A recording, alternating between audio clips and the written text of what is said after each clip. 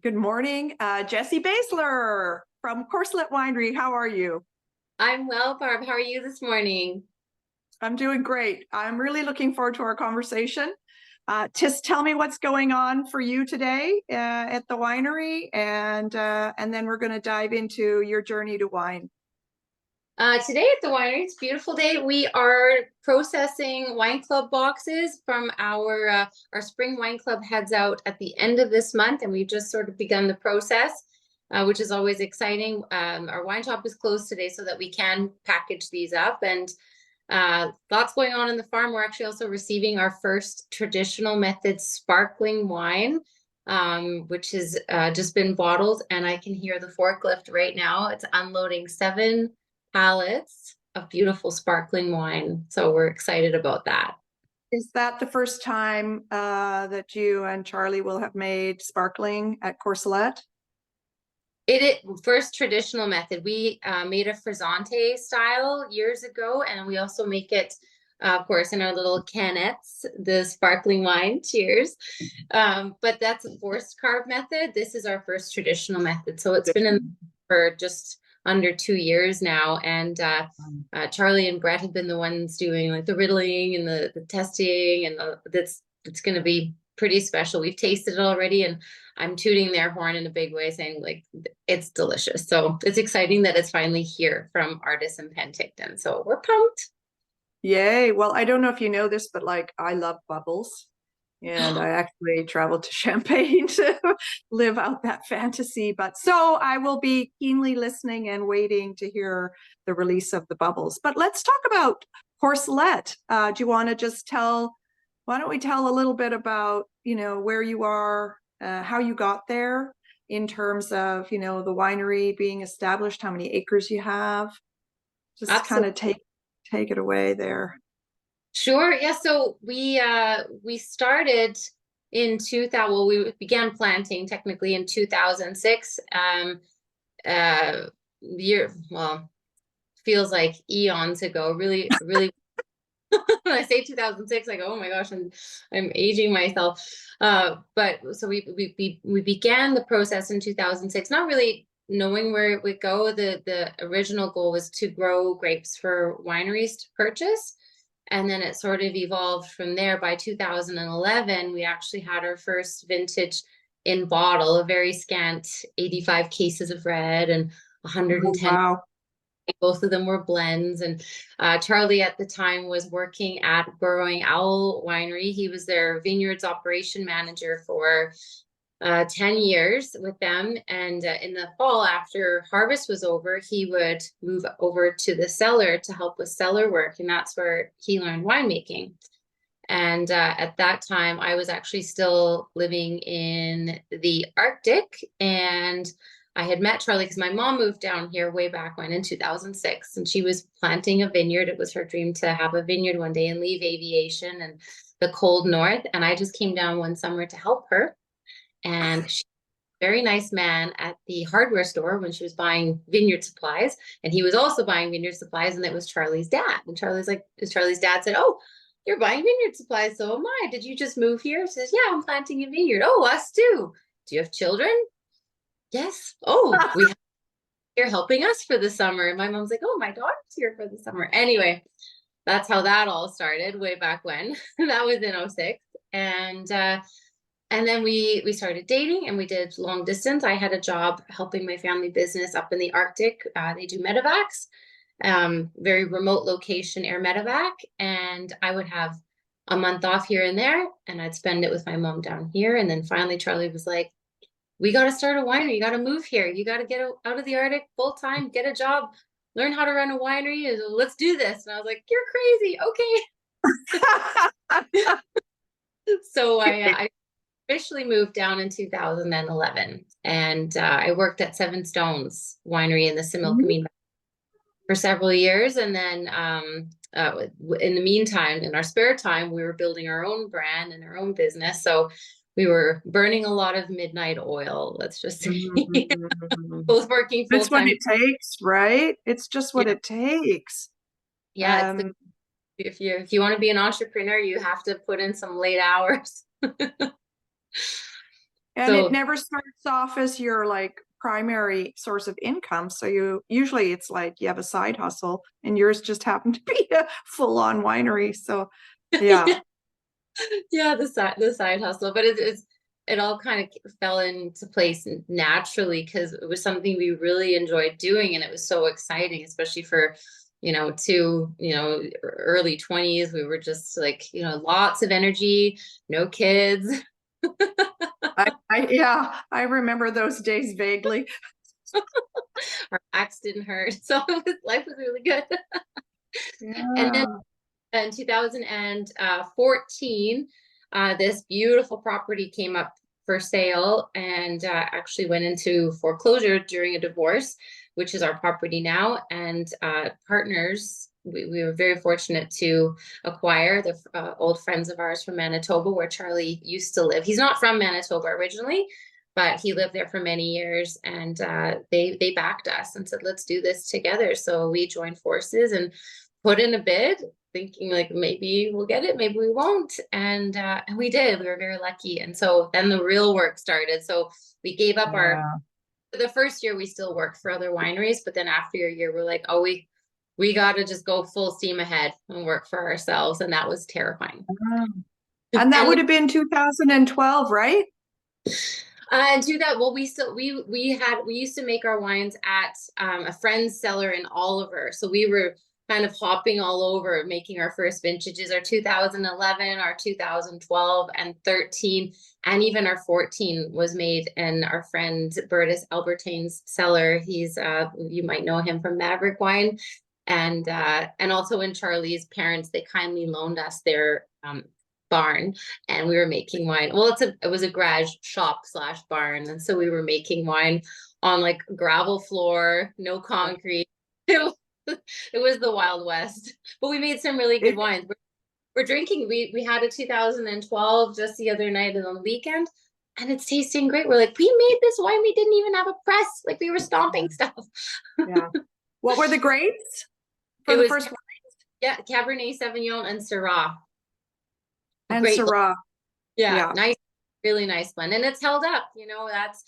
That's 14 or sorry 12 years, and it's delicious. So we're like, well, we did something right. Well, it's interesting because you have done something right. Lots of awards, lots of accolades, distribution. I remember, I think we met in 2017 and you guys were just like a young couple. I didn't know there were any kids or anything. I was like Whistler at Cornucopia, and you were like on the couch coming to pick up, like we'd run this consignment kind of, it wasn't consignment, but it was like Legacy Liquor Store. We Yeah, had the shop for Cornucopia, and you guys came to see how the weekend had gone for sales. And that was the first time we met. Anyway, and that at that show, I think you even had wine of the show, if I recall. Maybe it was for the Syrah or the Merlot. I don't remember, but I just remember it was like not to be missed. And then I was working you're as the right. BC. Pinot Noir was the top. It was a Pinot Noir 2016 was one of the top 10 picks for that Cornucopia, and we were pretty pumped about that. It was our first Pinot Noir. And of course, a heartbreak grape, you never really know what's going to happen, right? Yeah. So do you actually do some, you said stomping. I'm like seeing you foot stomp. How involved are you in the winemaking? Lately, probably the last 4 or 5 years, not very much. I'm the queen of the social media. I'm good at videotaping and taking the photos of it. But I try to basically just stay out of the way. Charlie's got a great cellar team. Brett is our winemaker, Brett Meyer. And he's like super precise and very scientific, and he has a whole schedule. And if I jump in, I just kind of mess things up. So if I need to like grab a rake and pile some rakis in a bin while it's coming out of the crusher, then I definitely will. But as far as actually like doing cellar work, I just stay out of the way now. Because Charlie and I, when we first started, I was like, why don't you do it this way? And he's like, well, and you need to do it this way. He's very it to me. And then I realized it's not my forte. My forte is the wine shop, the sales, and I love watching the winemaking process, but it's not my greatest strength. I stopped. I feel I feel like you're showing us though, like, you know, there are a lot of couples who are in the winemaking business, but I feel like maybe they eventually find their role, and their role in their leadership, you know, space. And you are like the hostess with the mostest. You welcome people to the wine shop. I mean, you did for me, so I don't know if that's a normal thing for you, but like just to see you present, to have you pouring wine for me, I just thought that was just really an excellent kind of approach and touch, because it's very personal. And boutique wineries, which is what I think the Okanagan's really getting a reputation for, like really high quality, small production boutique wineries. I think that really goes a very long way for brands, and wine club membership, and then being connected to you, and then like, you know, in remembering your comments and your enjoyment of the experience too, because you kind of set the tone. So that was fun to see you a couple weekends ago, and also recall all the previous experiences of like how we first met, and like a lot has happened. It has, you're right. It was my pleasure, by the way, to host you. And to your point, I like doing that, especially the beginning of the season when I'm a bit rusty, because it's been, you know, we take a few months off of wine shop during the, we close the wine shop. And then in the spring, I'm like, ooh, it's like working out the kinks and remembering, okay, how is this wine made? And what vineyard does it come from? Oh, right. Okay. So it's good practice for me. Larissa now runs our wine shop, but I'm always in there jumping in to assist when it's busy. I any excuse to get away from my computer, I'm all here for it.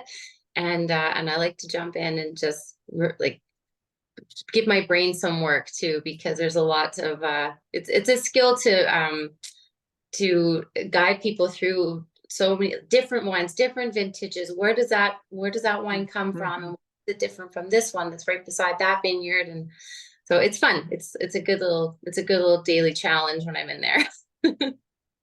Well, and I think to just kind of set the visual for people who can't see our video, we were sitting up on the balcony at the tasting room. So when you arrive in the Similkameen Valley, I always get this wrong, but we kind of went off to we came down from the connector from Penticton. It took about half an hour.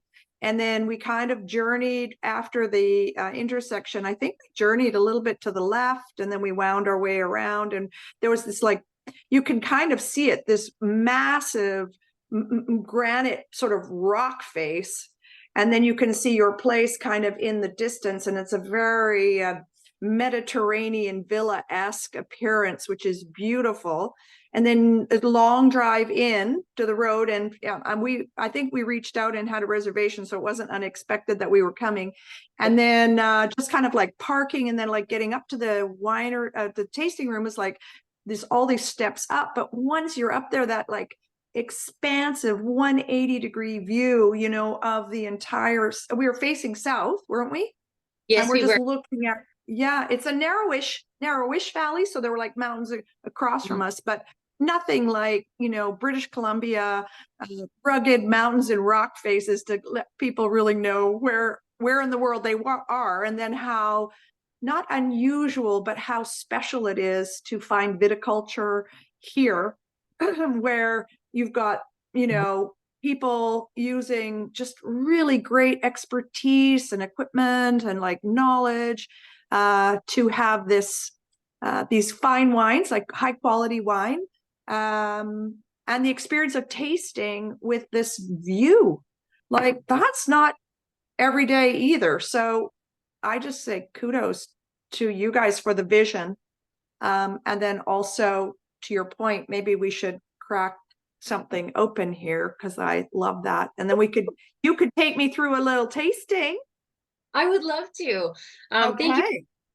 It is a beautiful place. This whole Similkameen Valley is very special, and for people who haven't visited, I highly encourage them to come and discover it before everybody does, right? Yeah. Well, the unique features of the Similkameen Valley is that it's long and narrow. It runs east-west, not north-south like the rest of the Okanagan Valley. You have constant winds with a sunrise-sunset kind of climactic condition.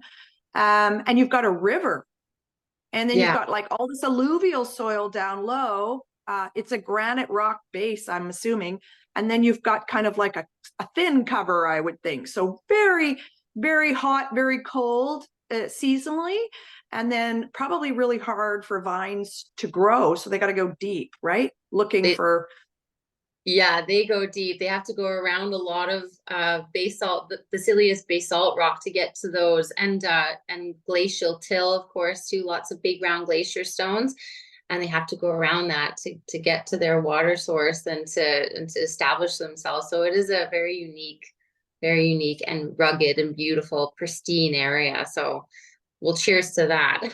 Yeah, well, cheers to that. Ooh, I like the sound. How many acres do you have? So we currently have technically 170 acres. Wow. But most of it is non-plantable because it's the rock you were talking about, approaching the rock face. Most of it is behind us, which is nice because it means nothing can ever be developed back behind us. It's a natural backdrop. But we have 40 acres of the 170 are planted. Okay. And what are we planting it to? We are, we have a brand new block of 10 acres just to the west of us that we're planting Syrah and Pinot, Merlot, and I want to say Chardonnay. I think it's Chardonnay. There's 4 varietals that Charlie's planting. And then the rest of our vineyard that we're currently taking out, we're going to do bigger blocks of because we bought the property partially planted. And there was lots of little sections, like there'd be a small section, like 10 rows of Pinot Noir, 3 rows of Chardonnay, 6 rows of Cab Franc. It was planted, well-fruited. And as the previous couple had access to the vines, this is back in 2005. So ideally, we'd like to have one big block of Cabernet Franc where it's best suited, and then one big block of Pinot Gris where it's best suited, or Chardonnay. So we're going to plant it much differently. Charlie has it all laid out on a little blueprint plan. He's pretty excited about. The Sante is Pinot Gris and Pinot Blanc. The Pinot Blanc comes from our middle bench vineyard. Sadly, those are gone. And then the Pinot Gris is our estate Pinot Gris from down by the gate, by where you first enter the property. The first vines on the right are the Pinot Gris. So this is estate grown. So how old would so just go back, Pinot Blanc? They got some damage. They were quite damaged. They might have produced next year, 10-20%, but and they were older vines too. I think they were planted in 2001 originally, before we purchased Middle Bench Vineyard, which is a 5-acre vineyard right across from Robin Ridge Winery on Middle Bench Road. Okay. Yeah. Just down from us. Sorry. I think just the delivery guy. I'm just gonna tell Bravo to be. Okay, the delivery guy. Well, I'm just gonna say we're sipping on the Sante, and it's light and fresh and forced carb, which means that. But the bubbles are fine for forced carb. Sometimes forced carb bubbles are like big and harsh. These are kind of soft and pretty. Yeah, I like it. Thank you. Yeah, you're right. Effervescent almost, instead of like sparkling. Yeah, instead of like pricking on your tongue in kind of a sharp manner, this is kind of rolls over. You can feel the sparkle, but it's not sharp. So I like it. And I don't know, what's the alcohol content here on this one? I think it's 9%. 9%. And I picked this up at I'm going to give them a plug. I don't know, should I? Yeah, you should. I picked it up at Save on Foods. I think it was $6.95. And I love the can. I love the design. You've got your logo kind of on the side, swirl. Yeah. Does that swirl represent an infinity or some everlasting bond with you and your partner, or what's the? I'm glad you asked. Oh, that's so romantic. We should have used that one. A bit, but mostly it spirals in history and culture. It's one of the most ancient of symbols, and it represents evolution and eternity and starting small and growing, but to us all also as we grow outwards, it's also great to have inward growth as well, between us and our team and our vineyards. It's a slow and steady evolution, and just it reminds us like how small we started and how we are continually trying to improve and do better, and not just grow, but just evolve and improve, and to constantly keep striving to do that. It's just like, hey, we're not done. We got to keep the spiral going, right? Both out and inwards. And so that's what made us choose the spiral as a symbol. It's something that we were like, that, you know, it will look nice on the label, and it also resonates with us and our team. Everybody loves the spiral.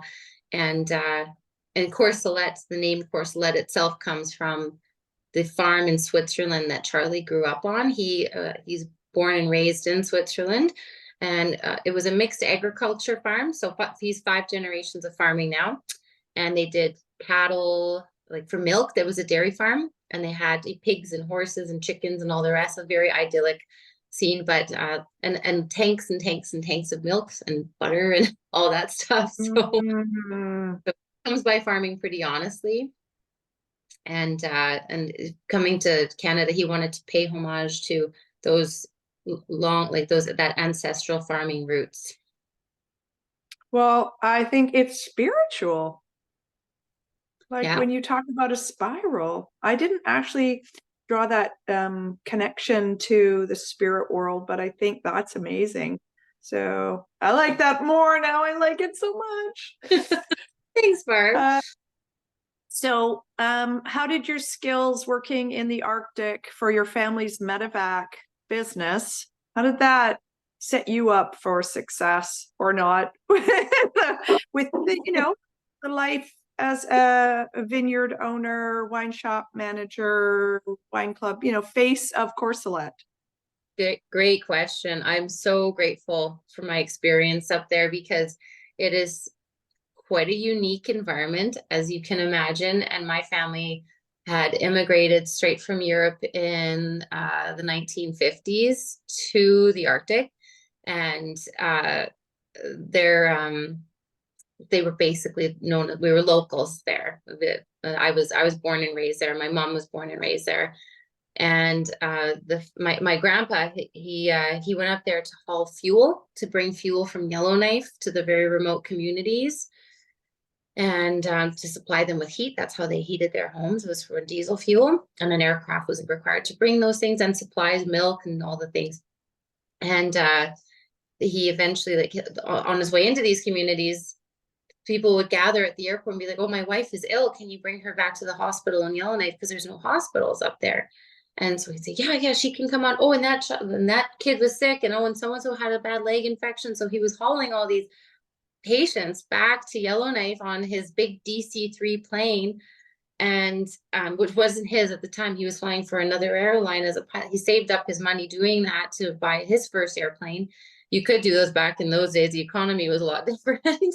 And eventually the government said, hey, we need this as an actual service. Can we make this official and get nurses on board? And can you just do this instead of hauling fuel? And so that's how the company was built. And my job as a teenager, or even as a kid, my job was offloading fish, and the Beaver airplane, we would do fish hauls there was a fish plant up there. So there was hunting trips, and there was helping people load their bags to get them back home after their medical appointments and whatnot. So I was just like a baggage person essentially. And and then eventually I took over my mother's job. She had basically trained me my life. And when she moved here, she said, okay, Jessie, I'm going to train you to take over. And the job was dispatching the medevacs, which was probably the most stressful job I've ever had in my life, because you're on 24/7. Your phone comes, it was a radio even. It was before cell phone service up there. So I had a mobile radio. And if I wasn't in my office or at my home, if I was driving in between location, I had to answer medevacs on a radio that sometimes didn't work or froze if I was out walking. So anyway, but it was customer service too. It was, booking charters for mining companies to go and explore in these remote locations, because some things weren't just for medevacs. So just that diversity and having to pivot and be like, okay, today we're chartering scientists to go and explore for the polar bears.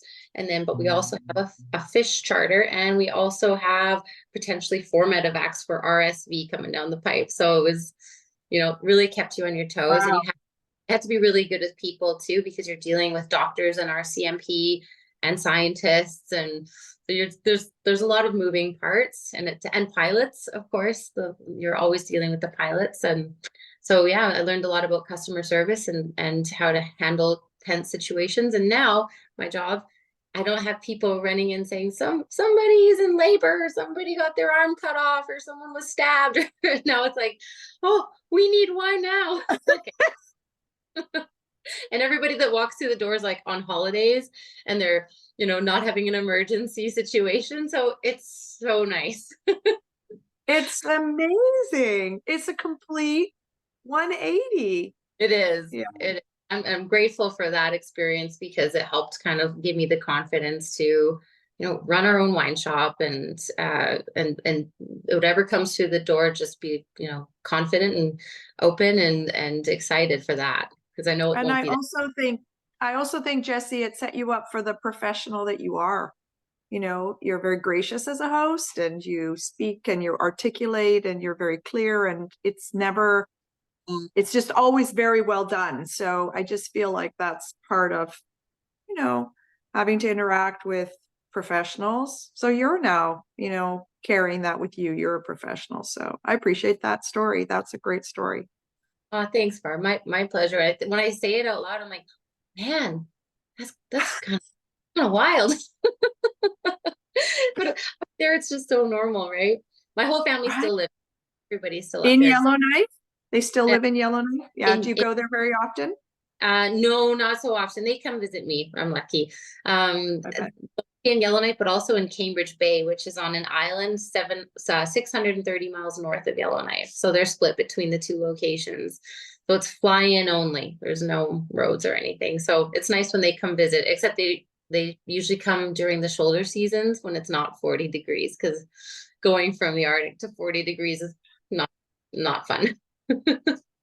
Yeah. So what were the adjustments that kind of you had to make? I mean, coming to see your mom in the Similkameen Valley, you must have been like, I don't know, excited and like adjusting.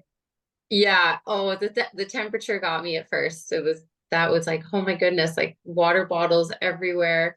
I thought I had to wear an ice pack around my neck.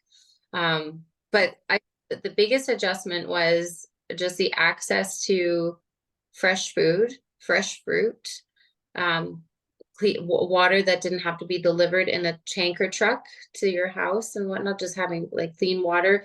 That was a shock. So I'm like, oh my gosh, it's so abundant here. There's just food everywhere, fruit stands and orchards. And so what a gift, because up there you don't have any of that. And if you do, it's $30 for a pound of cherries type of thing. So it's an abundant place, this valley. I think it speaks to sometimes to how people who haven't had the experiences you've had, we just kind of maybe take our abundance for granted, if you will, turn on the tap, brush our teeth, leave the tap running. It's like, oh my God, what are you doing? Or like the 20-minute shower. It's like, no. Yeah. It's like, I was visiting friends in Australia, and in Australia, there's like a shortage of water and they have all kinds of issues. And it's a 3-minute shower. It's just a 3-minute shower. That's all you get. That's right. That's right. We are very lucky here. Yeah. So, yeah. So, do you want to talk a little bit? So, we've talked about acreage. We've talked about location. We've talked about this beautiful little can. So the can, I like talking also about what we're doing. So you've kind of set up the stage really well for sustainability, because we have so much abundance and yet there's so much waste. And there's a lot of things that are affecting farming, just how we're living. And so, the can to me symbolizes the idea that we don't always need a bottle. Yeah. And I don't know whether the impetus, or maybe you want to talk about what was the impetus for this, and do you have any thoughts around lighter footprint, you know, recyclable container. Because like in Canada, and I don't know if anybody knows this, but anyway, in the West, I was told, true or not, there is no glass recycling. We do not have plants that will take bottles and break them down or repurpose them. So we just have wasted glass that gets pulverized into silica that may get spread on the roads. But we import glass and we just have no. So the idea that glass is infinitely recyclable is lovely, but if you don't have the infrastructure to do that, what's the point? So I'm seeing a lot of transition in beverages to, well, bag and box has been around for a long time, and I'm not against that, but you know, different sizes. I've heard Tetra Pak, but this you know, aluminum can carry along, you know, it's wine in a can is a thing for many reasons. And I think it's going to stick. We were a bit hesitant on it at first, but so we, I will admit, our original inspiration wasn't necessarily sustainability. Charlie and I once a year will float the Similkameen River as a date together, usually the middle of July. And we fill up our big tube, and the two of us go and we bring a bottle of sparkling wine with us and we drink it on the river, and we've got a few hours to float.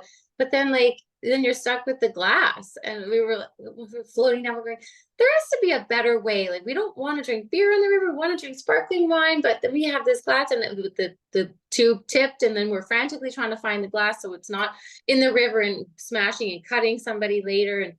And Charlie said, "Oh, we should have sparkling wine in a can." I said, "What? That would be cool," but nobody would buy it. He's like, "What if they did? What if they did?" And that's kind of how it started. And then he started doing the research and looking into it, and then discovered that there is actually already wine in a can. There was other wine. I think Joie was already doing it.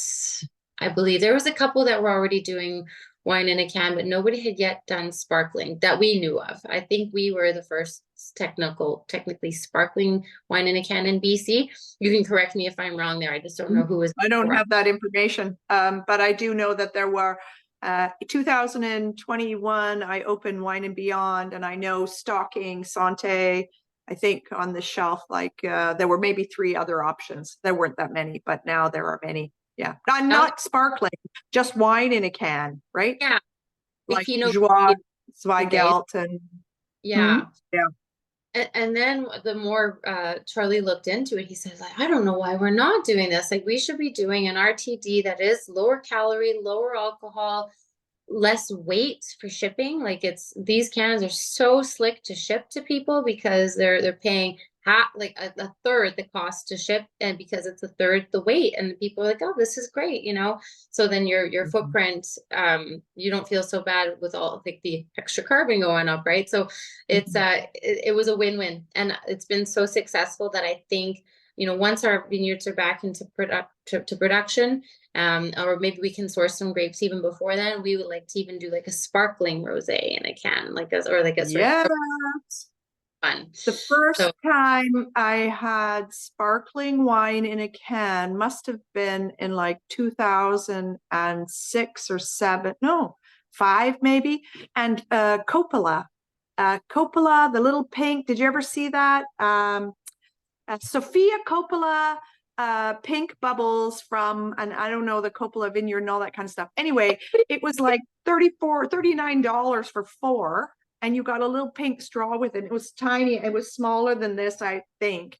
But I was like one off, and I never saw it anywhere again. And I was just like, I guess I didn't catch on, which is funny because now it's caught on, right?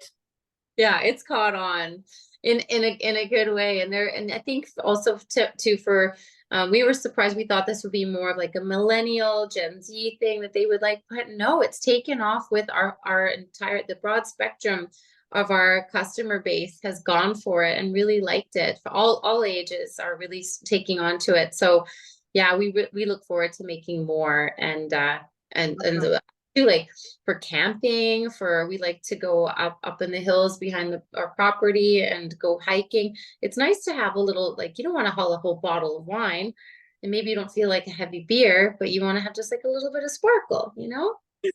I love how you think. Not everybody thinks like that. No, It's like, where am I going to put my water bottle? You're like, where am I going to put the wine bottle? I'll bring water too, but I'll scrap the water for the sparkling wine. 100%. You have another wine to talk about. You I do. have I do. I'll show you. This is our newest brand. It's called Phoenix. We're very excited about this. I just was scooted over and grabbed this from the wine shop. Brand new. This is one of our sample bottles. We knew last year that our production was going to be greatly depreciated, and so we started sourcing grapes from other vineyards in the Okanagan that might have had a surplus from 2022, as it was a big crop for a lot of wineries and vineyards. And we decided that anything that we don't craft from our own estate vineyard or from the Similkameen Valley vineyards that we work with, the growers here locally, we would put it under our separate brand, Phoenix, so that our consumers could differentiate this our Similkameen focused wines to wines that are more exploratory for us and a little bit more consumer friendly, wallet friendly, just something that lets us kind of branch out a bit and go outside the box. So this was our first wine that we made called Phoenix Afterglow. And we also now have a Phoenix Chardonnay coming out in about a month, and a Phoenix Merlot, and those are all Okanagan Valley sourced wines. And Charlie and Brett have just returned last week from Washington, and they were looking at vineyards down there because they have the opposite problem as us. They have a surplus, like a massive surplus, and grapes for miles and miles and miles and miles, and they're really itching to get into the BC. Well, they have a huge problem. They have a huge problem because Chateau Saint Michel canceled all these contracts, and they represented something like 40% of the industry. Like, where's that? Where are they supposed to sell their grapes now? I know. Oh, what a gutted feeling those farmers must have. And now they see opportunity in BC. They go, well, if you guys won't have grapes for several years, then at least it's kind of win-win for everybody.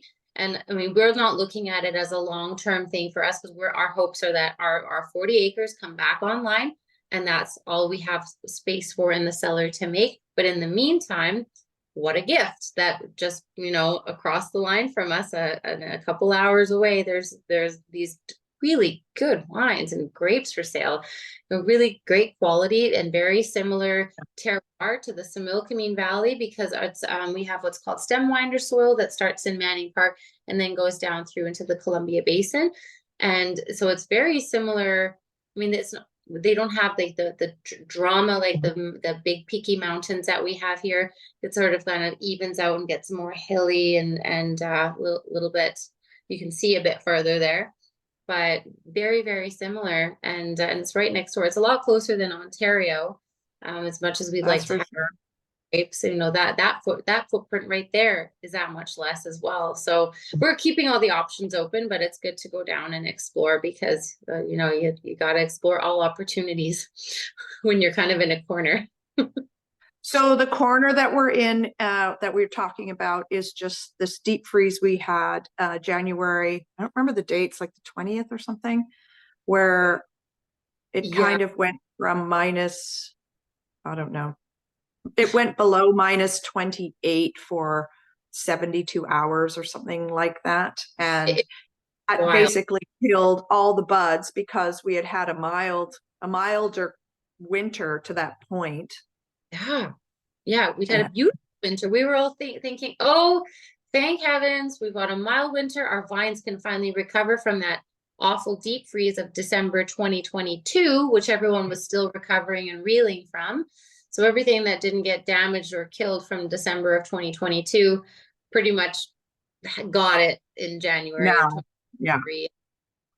We are like for sure 56 hours up to 72, but definitely 56 hours of like below minus 26, 27, 28. I think we hit even 29 here at one point. So it just freeze dries them essentially, instead of like the damage it does to the, it's one thing to damage the buds and the cordons, but you're severely damaging the canes, and it never fully recovers. So a friend of mine described it as, and he's a viticulturalist, he described it as like, it's a bunch of highways in the cane. And then, you know, you smash you obliterate one highway, then that never really goes back to being the same. And it doesn't make new ones necessarily. So yeah, the replant program is a big thing right now and everybody's talking about it. But I think about, farming in Alberta, Manitoba, Saskatchewan, they, 1 year they'll just get too much rain or not enough rain, and then they lose their whole crop. And it's a normal thing that happens. And we think, okay, well, it's farming. I guess we just roll the dice and learn how to hopefully do better. So when we replant, we're going to be planting much lower to the ground, bush vine style. And Charlie's looking at equipment that kind of shoots out straw, or it can shoot up, I think, whatever you design it for, but this would shoot out straw. So we essentially bury our vines in straw to help insulate them over the winter. And then in the spring, we just dig them out, and it's going to be much more labor intensive, but hey, it's better than replanting your grapes every single year. Yeah.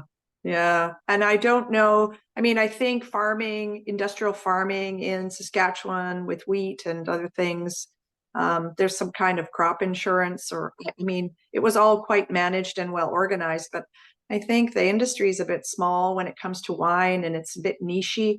And so that wasn't a program set up. So when David Eby announced $70 million for replanting, I don't really understand the details. I think the fine language was around the hybrid varietal, or not hybrid. They didn't say hybrid. They said grapes that are grape varieties that will show some resilience in this unpredictable climate environment, which who knows what that maybe really means. But what about pulling out the vines? What about replanting the vines? What about where there's no wine for I don't know how many years, vines, you plant them 1 year, it takes 3 years to get this. It's just a totally different kind of farming. And, oddly, it's around the world. It's different. There's gluts, like you said, in some places. In France, I know that they were just destroying millions and millions of liters of wine because they just have a market for it. And I'm like, wait, We'll take why? Yes, we'll take it. Well, we won't call it Corcelette though. Anyway, it's farming, right? It's farming. I don't know. Did you ever think you would be doing this? If you had asked me 20 years ago and say, well, you'll be working in the wine industry, selling wine and designing labels and running a club and working with a team of farmers, and I would have been like, really? Because I really wanted to go into veterinary medicine, and I was like, that was my goal.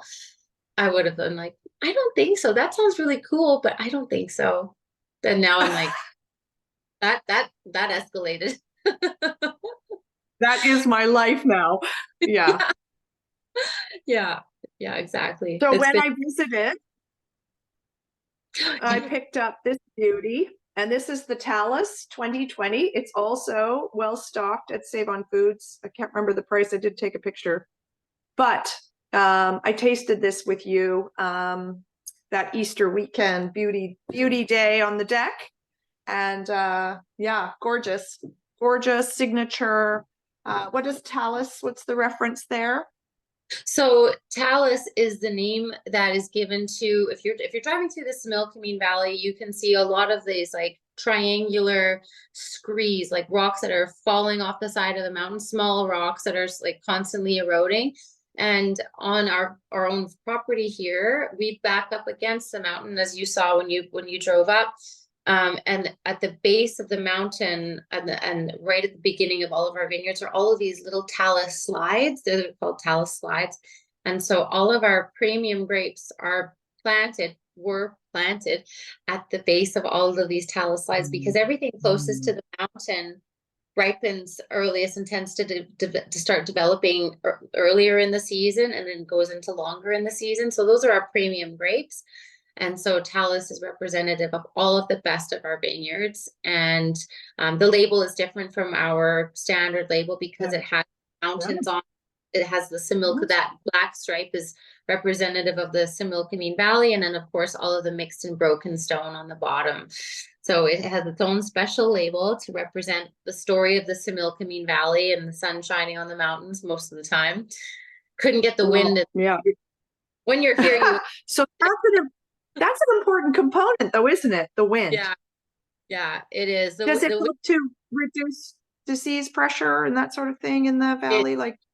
Oh, it sure does. So we curse it. My hair looks like this most of the time because it's just gusting all everywhere. And it's a very strong wind. Yesterday, all of our furniture blew over. There was tumbleweeds rolling everywhere. It was a crazy wild wind yesterday. And it's pretty normal. But we have to spray. We haven't sprayed for pests since, I think, like, I don't know, 2017. Like we don't need it. We just have this natural pest control. And the biggest thing is mold and mildew. We really don't get mold and mildew here because it's such a dry dry environment, combined with the wind, that it just doesn't really get a chance to develop. I think we do spray in the fall to we do an organic sulfur spray, and it helps harden off the vines, and it does act as a mold and mildew preventative, but not like in these really damp areas. Like if you were to go to Oregon, they are spraying constantly for mold and mildew, and it's just that much more humid, damper area, ocean, coastal, right? And they don't get the same wind. So it's a blessing most of the time. We actually, us and the other wineries locally have been trying to come up with a name for it, because it's a thing. It's its own being. It needs it. It needs a name, because when I was visiting you, we sat out on the deck. It was serene, peaceful.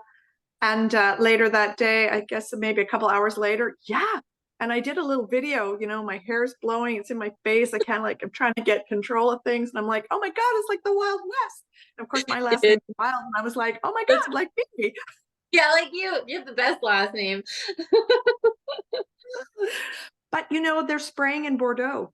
And, Bordeaux has got that two river.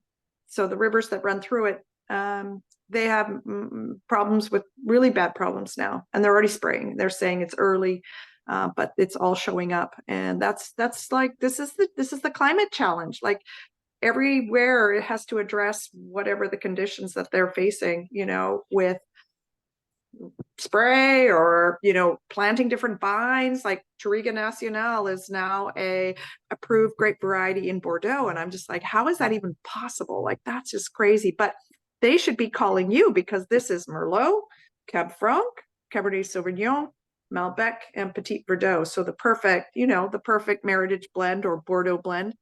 Yes. I tasted this. I was like, oh my God, I have to take this home. It's so delicious. Yes, It's our flagship. So if we were to go to competition at decanter, anything international, even within Canada, that's the wine that we kind of hang our hat on and say, this is the best of our vineyards and this is the best of our cellar. And if we haven't mastered this, then we've got to start over. So it's we take great pride in it. And we actually paired it with we had deer loin roast on Sunday dinner, and we paired it with that, and it was outstanding. It was probably one of the best wine pairings I've had this year. And I know it's only April, but this year for sure. Oh my gosh, that sounds amazing. Because, did you catch the deer in the neighborhood too? Like Charlie did.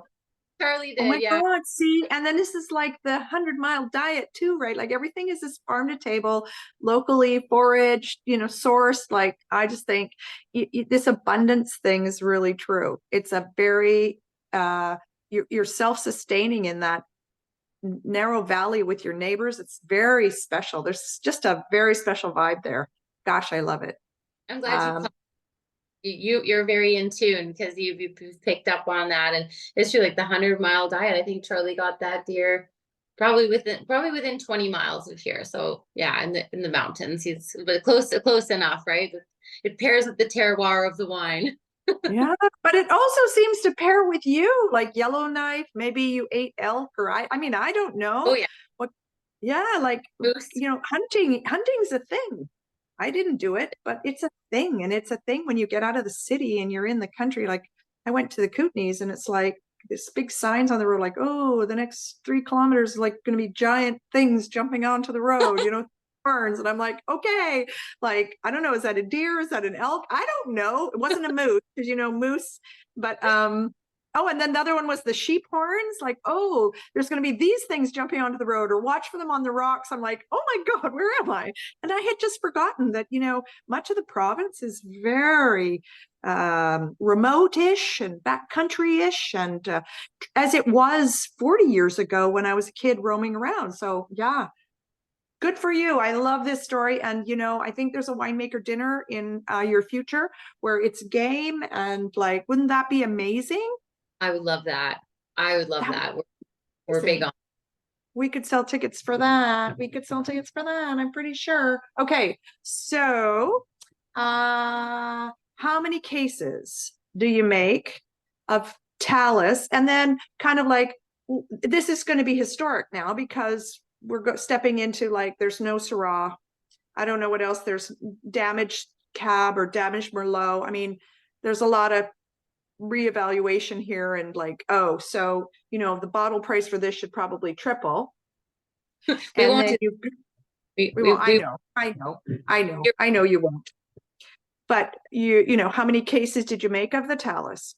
I think about 500, 400, between 450 and 500. That's our typical production for Talis. We're going to be bottling the 2022 in June, and I think we've got just shy of 500 cases again. So it stays pretty consistent.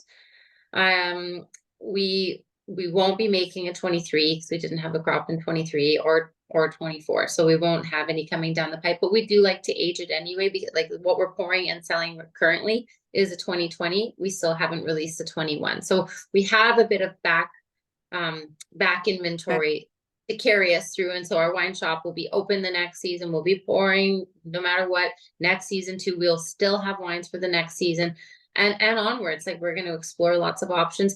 Our total case production, Barb, is about, I think our biggest production was 8,200 cases in one vintage. So we're roughly between 7,500 and 8,000 annually. And then once every back into production, our goal is to be just shy of 10,000 cases, and then that's kind of going to be our peak, I believe, unless Charlie just wants to keep going and growing. And I mean, let's hope. He's pretty ambitious. Yeah, and you know, behind every great guy, winemaking man, is a, you know, great woman. So it's keeping up. Yeah. Oh, for sure. I'll try. Then I used to say 1 + 1 wasn't 2, it was 3. And, you know, if you're on the same page and you're going in the same direction, you just have a lot of personal power, and you have a lot of things that you can fulfill and do that, you know, otherwise you wouldn't. Doing it solo, that's really heavy lifting, you know, and hiring all the pieces. And yeah, so I'm really, what do you think the secret to a good relationship is in the wine business? Laughter. A laugh. We laugh a lot. We make fun of each other. Because sometimes you want to cry or sometimes you want to swear, but then you just laugh. I think, and that keeps it. We laugh a lot. We like to make fun of ourselves. You have to make, you can't take it seriously. And I see the other things. I see the posts for like date events, you know, like going down the river, the two of you, like, let's just do that every year. Post the pictures. Like, that's just so awesome, you know? It's fun. And it's the best way to enjoy the valley. When you see the Similkameen Valley from the river, you think you love a place, and then you see it from a different angle, and then it just reignites like even more love for that place. And it's peaceful and it's fun, and it's just, you know, you hop off the tube into this crystal clear 20-foot deep pool of water where there's fish swimming, and it's like, is this place real? And appreciate Paradise. where you live. Yeah, paradise. But yeah, BC, all of BC, I think is beautiful. Canada. We're very lucky to live in this country, and particularly in this province, and then particularly in the Okanagan and Similkameen Valley, where there just happens to be one. Yeah. No, my mom always says to me, I don't know how I got to be so lucky to be born in this province, but to be Oh. from Canada, to be from BC. She was born in Trail. She grew up in Castlegar. So that was my trip to the Kootenays. Yeah, remote. And then we spent all our childhood. You're actually local. You're not a transplant like me and Charlie. Oh, well, I didn't come from Switzerland and I didn't come from Yellowknife. I actually grew up in the valley, which is really interesting, and on a farm with horses and pigs and sheep. And yeah. I'm a country girl. Played the guitar, sang my songs, Good for you. Anyway, do you think you're going to join Sustainable Wineries of British Columbia?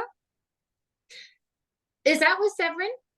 The Severin's the leader on that? I think so. There's a checklist and you go through. Yes, I think it's Severin. Don't quote me on this, but I think we're in the process. Charlie, that's Charlie's department with the vineyards. Okay. I think we're in the process. There's a few things that we need to still check off, but I think we are. I remember she brought that up at, was it Swirl? Oh, an event that we did recently. Did you come to the Insights Conference in Penticton in mid-April? Yeah. She spoke there about the work that they're doing. It's all volunteer board. It's all amazing, like to sort of get the certification and do the checklist. I think that's what she was. That's where it was then. Yeah, which is fantastic. How many, there's quite a few that are now popping up. Yeah. There's 20 now. So, that's a number that I think I just saw today. So it's awesome. There's a bunch of certifications, like there's the Salmon Safe, which I saw. I think Talis did that one. There's of course organic. There's biodynamic. I don't know if you fit into any of those categories. I saw your chickens, so I was we are salmon safe. We are organic, but we're not certified organic. So I think that's where the part would be, is that we're just not certified, but it wouldn't be hard to actually get our certification. Well, I think sustainable wine growing is so that you don't have to get certified organic. I think it's just that you're following all the protocols that set you up, because the certifying organic piece is a bit of an obstacle, and there's some red tape and there's money and there's audits, and there's a layer of work that maybe is just, I don't know, because I don't have a vineyard, but the biodynamic is kind of in that same zone. But I think when you look at your property and the valley, and it's very natural to start with. It is natural, and this is the organic farming capital of Canada, so we try to stay in line with that. I mean, we can't control maybe what our neighbors do, but on our property, when we purchased it, it was not organic, and we've slowly transitioned, and we even had sheep at one point in the vineyard. You might have missed those days. It was like a zoo around here, but literally like a zoo. But we raising our kids on this property and living and breathing on this property, it's imperative to us that I mean, I don't want to catch cancer from glyphosate and all that. So it's we wouldn't have trouble joining it, because we're living and breathing this space and wanting to protect it, and we are protective of it, and for our team too, like that have to work on this land, and I garden on it, and my chickens eat there. I'm like, oh no, we got to keep it safe, right? And it's I think it's something that more and more people are catching on to, and becoming more in tune to and connected with, and wanting to know that what they're drinking comes from a pure land, from clean land that they can trust. What they're eating, same thing. Like, people are becoming more and more aware and conscious of their health and their choices. And you don't want to drink wines that are coming from something that is sprayed, like where there's not even a weed in sight because the ground is dead. And like you see these places and you think, oh my goodness, like everything doesn't look alive. You want to taste life and vitality, right? And I think those in a lot of the wines from the Similkameen Valley. I think most of the vineyards here are organic, so we're fortunate. Sometimes I'll go outside and I think, oh man, we're like, I don't smell any spray. It's so lucky. And because so beautiful. Yeah, you do know. So this is the segue. All right, I asked this to all of the women, and did I ask the men that I've interviewed? But do you think women are better tasters? Oh, that's such a good question. Oh, oh, that's hard. I would say that my nose is very sensitive to certain things, particular like that maybe Charlie's wouldn't be. But he picks up things in wines that I maybe wouldn't. But I'm just okay. I'm gonna say it. I think, yeah, women are maybe more sensitive to certain things. Yeah, I'm gonna say I think so. Yes, but I think men sense different things, like texture, and this oak didn't integrate, as and like the more those technical things. But I think like when something has even a whiff of cork taint, I'm like, it's cork. Charlie will be like, no, it's not. It's gonna blow off. I'm like, no, it's cork, definitely cork. So maybe we're just more sensitive. I love your answer. I interviewed Alison Moyes, and she said she went to Brock University and did her science thesis, her master's thesis on sensitivity between women and men. And she proved out that women had more sensitive. Yeah, so you're like, yeah. But it's also something you're experiencing because you kind of see what's going on. You say something, you notice something. Like I have this with VA. Like if I just get a whiff of volatile acidity, I'm like, oh my God. And it just can be a problem because to get rid of that, you need lots of like coffee beans or grounds, or bread or something. I don't know, but very sensitive to that. Isn't that Super interesting? Mm-hmm. See, we mm-hmm. are. I really. Mm-hmm. That's a good High five. So it's like high five, sister. It's like pound pound or whatever. I love it. That's a good question. That's tough because you don't want to like throw the guys under the bus, but Oh, and there's room for everybody. There's room for everybody. And I think you made a good point though. It's like, I notice these things, but Charlie notices these kinds of things. And I think there's just a really nice balance. But I also think that means don't leave women out of the tasting table. Like if you're trying to make decisions, because one of the other parts of the discussion that it's kind of a learning for me, North America, we just talk a lot about single varietals, like, oh, I got Chardonnay, oh, I got Merlot, oh, I got Cab, oh, I got Cab Franc. But it's like oriented towards like single varietal on the label. But when you go to France, Portugal, Spain, that's not what's happening. These are all blended wines. And so I think I think there's a couple of opportunities that we have in North America, and that is just to start making blends and giving them a name and having fun with it. But make sure we have women around the table when we're doing our blending, and even when we're putting our final, whatever it is in a bottle. Like let's just double check because we can be helpful to each other and inclusive, and that for me is like a big deal. So yeah. Yeah, and so much fun. Like they're you can really explore blends. Yeah, one of our best wines we ever made was a Cabernet Syrah blend, and it just like people couldn't wrap their heads around it. Like it's a Bordeaux and like what? No, like people, it was grown or all together. Yeah. like it was very hard to explain to people. And then people started to finally come around after years of like trying to sell this wonderful wine, which was just like it hit all the right parts of your palate, and it was such a satisfying wine. But it was really tricky to sell it to restaurants and liquor stores because it was just like to hand sell it in the wine shop after people tasted it. They were, yeah, exactly. It was like tunnel vision. Like, no, we're not selling a Bordeaux and a Rhone together. Like, this is weird. But in the wine shop, people would taste it and go, "Oh my gosh, that's delicious. What is it?" Yeah. So you never come back when we got loads, tons of grapes coming onto the crush pad, and we've got a little. Oh my God! Please. Yeah, those days might come back. Yeah.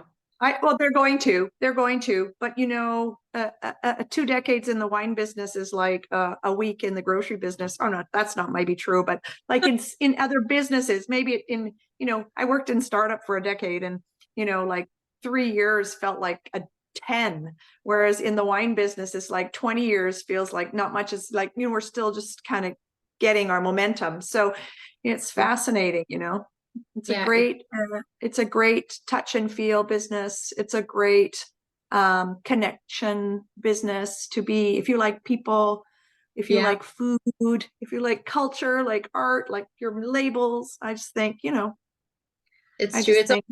romantic. It's a bit of like a, yeah, it's a very unique industry, isn't it? Like it's pretty special. So let's just talk about, we're going to wrap up. Let's just talk about the winery is, the tasting room is opened, and make reservations or that kind of stuff. So, We're how are you Monday to Friday, or are you weekends only? glad you asked. Not quite right now. We're Fridays through Mondays. We catch the weekend traffic, and then the travelers that are going back to Vancouver, usually on a Monday from there, opening up their cottage in the Soyuz, which is a big part of our spring holiday. And then during the middle of the week, we're on site, but we're either doing vineyard work or we're in the warehouse packaging wine club packages. And soon, I think we're gonna go to 6 days a week come May 1st or May 2nd. I think May 2nd is a Friday. I think that's when we'll switch to 6 days a week. And I think we'll rock 6 days or 7 days a week in the summer. We do encourage reservations because we staff the shop based on how busy we're going to be, because sometimes we'll have a full staff and then no one comes, and then other days on a Tuesday we'll have one person on or two people and it's just slammed, and we had no idea it was going to be so busy. So we try to encourage people, please book in advance so we know you're coming, so we can give you the best experience we're able. And it'll be like priority will go to reservations. We'll do our best, of course, to always take walk-ins. We always will do our best. But if we're full, we're full. And if it's like, well, we didn't know you're coming, so we hope to not have to turn anybody away. We did last year a couple of times we had to, because it was just so busy on a random choose Monday or Tuesday when we didn't have as much staff as we would have liked. So we still do reservations, but it's in our nature to be spontaneous too. We get it. People are driving by and go, oh, I think I've seen that label somewhere. Turn up there. It's our nature as humans to be curious and to want to do something fun and spontaneous. So we get that. We're not stiff. We try to accommodate all tastings. So reservations on Facebook or your website, or what's the best way to on our website, or just give us a call and we'll make the reservation for you. But yeah, on our website is the best. Is your wine club full? No, we have 8 memberships open. I just looked. I'm actively working.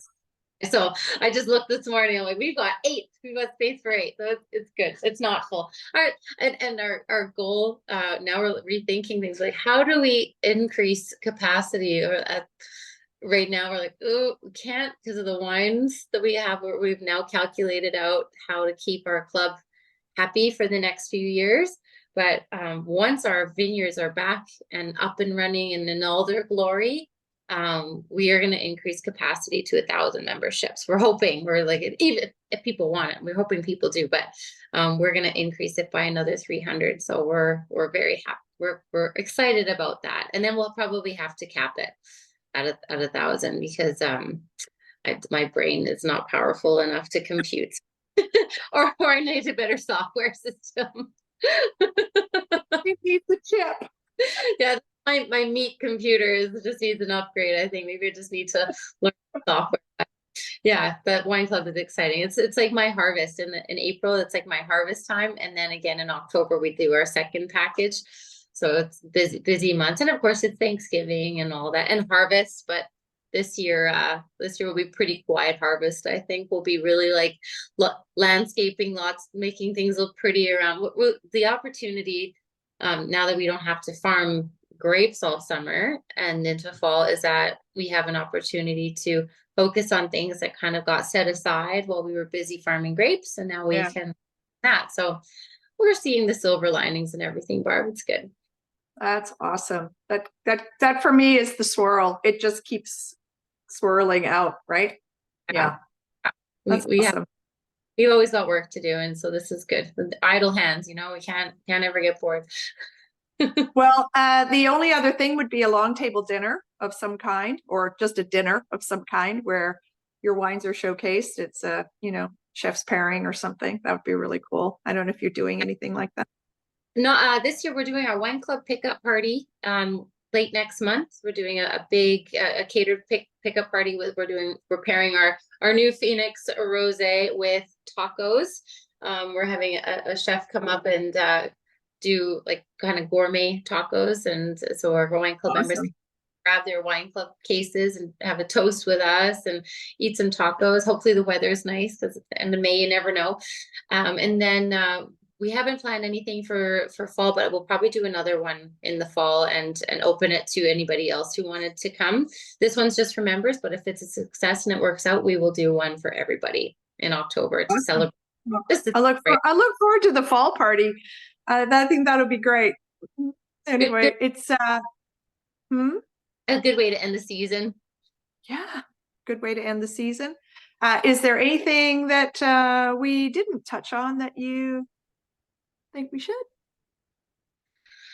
Yeah, I went through my whole like life history. I think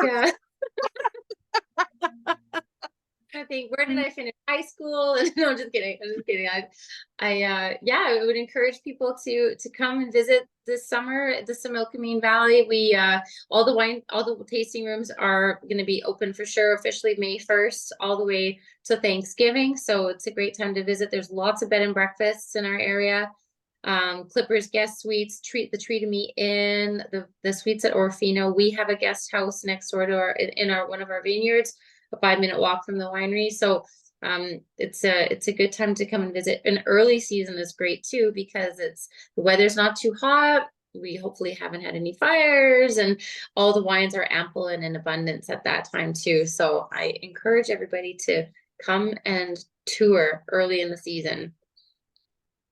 That's great advice. I'm looking forward to hearing about the success of your spring launch, and I'm going to be away, but we'll be in touch soon. It's really been lovely chatting.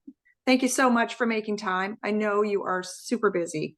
If you need any hands pouring in the summer, please call me because I will come and pour on the deck and help you out. But if you're in the country. I know you travel. Yeah, well, I'm going to see Portugal, but who knows after that.